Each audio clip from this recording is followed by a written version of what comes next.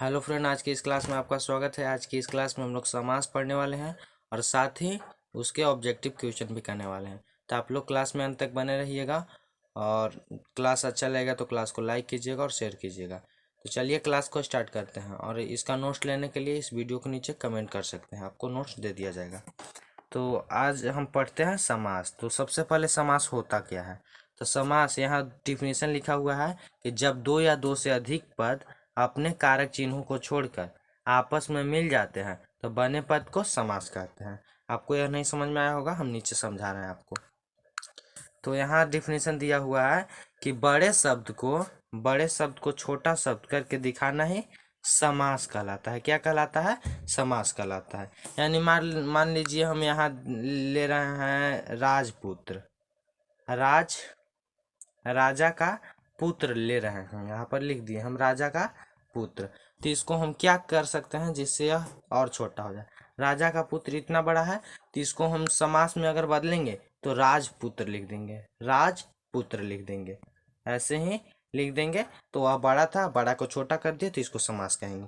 यानी और डिफिनेशन देखिए, सॉरी एग्जाम्पल, मान लीजिए चिड़िया को मार, चिड़िया को मार।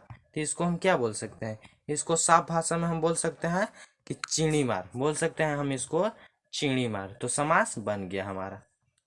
जैसे में मान लीजिए हम दशानन लिए, दशानन कलम का ले लिए, मान लीजिए हम दशानन लिए, दशानन दशानन है।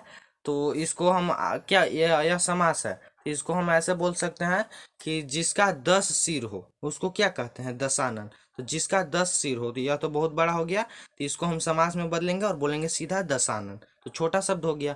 तो इसको हम बोल सकते हैं कि बड़ा शब्द को क्या है, बड़े शब्द को छोटा शब्द करके दिखाना ही समास कहलाता है। क्लियर?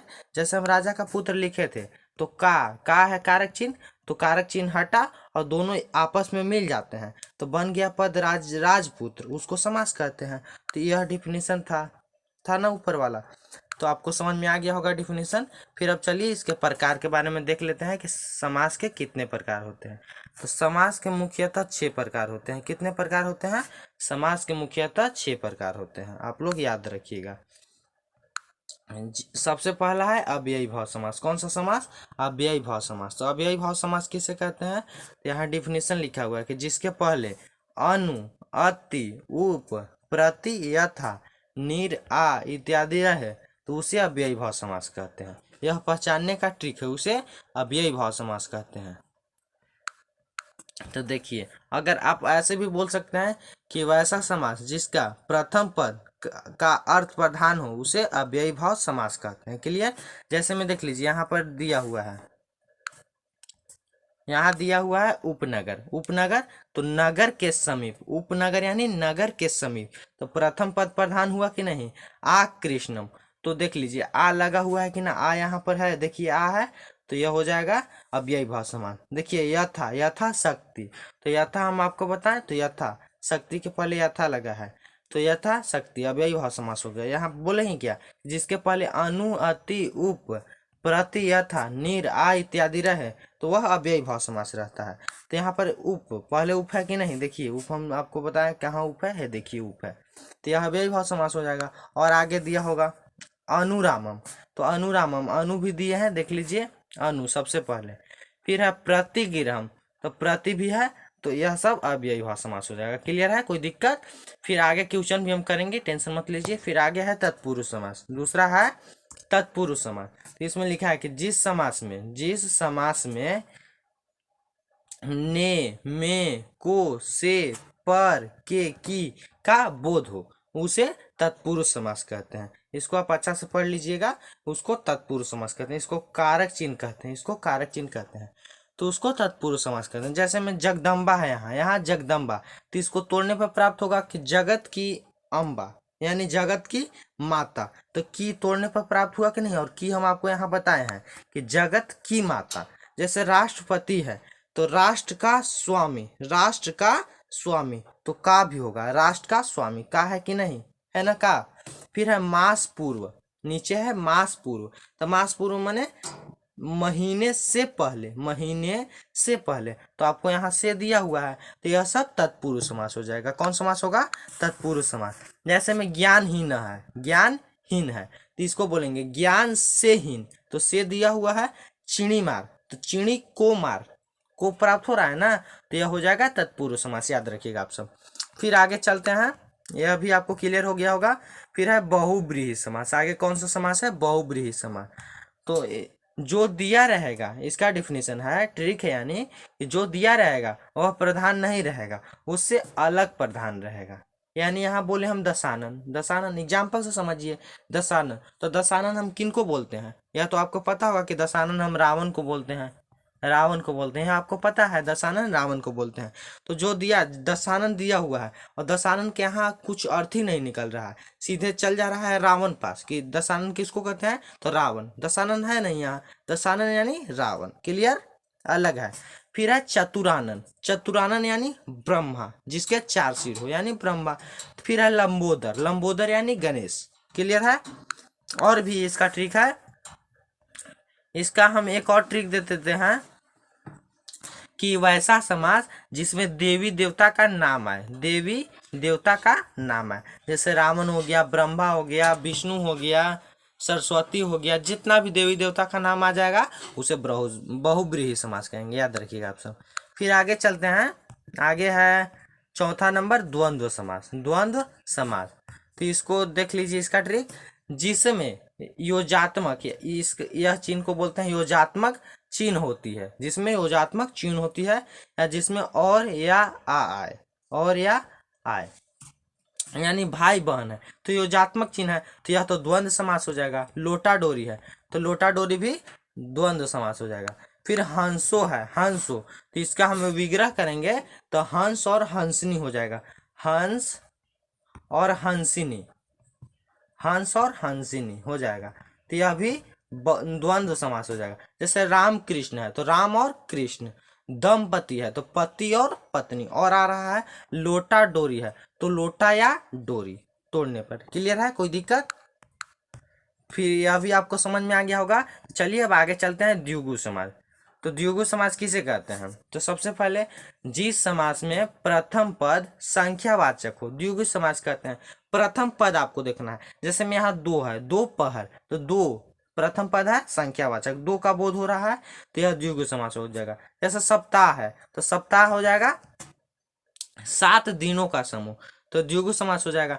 मान लीजिए त्रिफला हो गया, त्रिफला हो गया तो 3 फलों का समूह, तो यह भी द्विगु समास हो जाएगा। त्रिफला देख लीजिए, त्रिफला 3 फलों का समूह, तो यह भी हो जाएगा। पंचवटी है तो 5 वट वृक्षों का समूह, तो यह भी द्विगु समास हो जाएगा। और मान लीजिए त्रिलोकी है, त्रिलोकी है तो 3 लोकों का समूह, यह भी बहुव्रीहि समास हो जाएगा। और मानिए त्रिदेव है, त्रिदेव तो 3 देवों का समूह। त्रिभुवनम है तो 3 भुवनों का समूह। जितना से भी देखिए त्रिफला, त्रिलोकी सभी है। फिर आगे है लास्ट की समास है कर्मधारय समास। कर्मधारय समास, तो समान अधिकरण या विभक्ति वाला तत्पुरुष कर्मधारय कहलाता है, यानी समान विभक्ति उसमें लगा होगा। विभक्ति आप जानते होंगे, महादेव है तो महान प्रथमा विभक्ति है, और देव प्रथमा विभक्ति है, दोनों में कुछ भी नहीं लगा है, महान देव सिंपल एकदम है। क्लियर? कोई दिक्कत? फिर मान लीजिए नील कमल, नील कमल तो नीला और कमल दोनों सिंपल है, कोई दिक्कत नहीं है, तो यह भी कर्मधारय समास हो जाएगा। और मान लीजिए बहुत ज्यादा पूछा जाता है घनश्याम, घनश्याम, घनश्याम, तो इसका विग्रह करेंगे तो घन एवं श्याम, तो यह भी घनश्याम, भी घनश्याम, इसका भी घनश्याम हो जाएगा, तो घनश्याम भी कर्मधारय समास हो जाएगा। और एक और पढ़ते हैं हम लोग, क्वेश्चन देख लीजिए। क्वेश्चन के बारे में अब हम जिक्र करते हैं। तो सबसे पहले है कि यथाशक्ति कौन समास है, तो आपको हम बताए थे जिसके पहले यथा, अनु, आ, उप इत्यादि आए तो वह अव्ययी भाव समास हो जाएगा, तो इसका आंसर हो जाएगा सी, यथाशक्ति अव्ययी भाव समास है। फिर आगे क्वेश्चन है, अगला क्वेश्चन है कि देव कन्या, देव कन्या, तो देव कन्या में कौन समास है, तो देव कन्या है तत्पुरुष समास। कौन सा समास हो जाएगा? तत्पुरुष।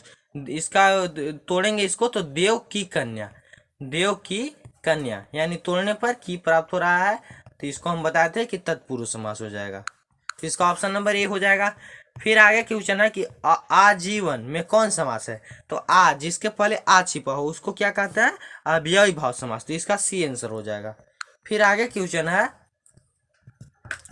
अगला क्वेश्चन है कि जिस समास के दोनों पद प्रधान होते हैं उसे क्या कहते हैं? तो उसे द्वंद्व समास कहते हैं। इसको हम आपको नहीं बताए, पर यहाँ ध्यान रखिएगा, जिस समास के दोनों पद प्रधान होते हैं, जैसे में हम बोले थे राम कृष्ण, राम कृष्ण, तो इसका मतलब क्या? राम और कृष्ण दोनों प्रधान है। क्लियर? लोटा डोरी, तो लोटा और डोरी दोनों प्रधान है, तो यह भी हो जाएगा द्वंद्व समास। फिर आगे क्वेश्चन है नीडर, नीडर कौन समास है? तो जिसके पहले नी छिपा हो, तो अब यही भाव समास हो जाएगा, याद रखिएगा। फिर पुरुषोत्तम है, पुरुषोत्तम, तो पुरुषों में उत्तम, तो यह हो जाएगा तत्पुरुष समास, याद रखिएगा। आगे है कि राजा रानी कौन समास है? तो यह हो जाएगा द्वंद्व समास, राजा रानी, राजा और रानी, और आ रहा है तोड़ने पर, तो राजा और रानी, तो यह हो जाएगा तत्पुरुष सॉरी द्वंद्व समास। फिर अगला है कि फल फूल, फल फूल कौन समास है? तो देखिए योजात्मक चिन्ह लगा हुआ है, द्वंद्व समास हो जाएगा। फिर आउ है और आगे है, इसको छोड़ दीजिए। पंच कौड़ी, पंच कौड़ी कौन समास है? तो पंच यानी पांच का बोध हो रहा है, तो द्विगु समास हो जाएगा, संख्या पूर्वे द्विगु। देखिए नील कमल है यहाँ, तो नील कमल, नील कमल है, तो यह हो जाएगा आपका कर्मधारय समास, नील कमल यानी नीला कमल, दोनों में एक ही ठो विभक्ति है। और है लंबोदर, लंबोदर कौन समास है? तो लंबोदर हो जाएगा बहुब्रीहि समास, लंबोदर यानी गणेश, किसको डिनोट कर रहा है? लंबोदर यानी गणेश, यानी भगवान का, देवी देवता का बोध हो रहा है। फिर है समास के कितने प्रकार होते हैं? तो समास के मुख्यतः 6 प्रकार होते हैं, याद रखिएगा।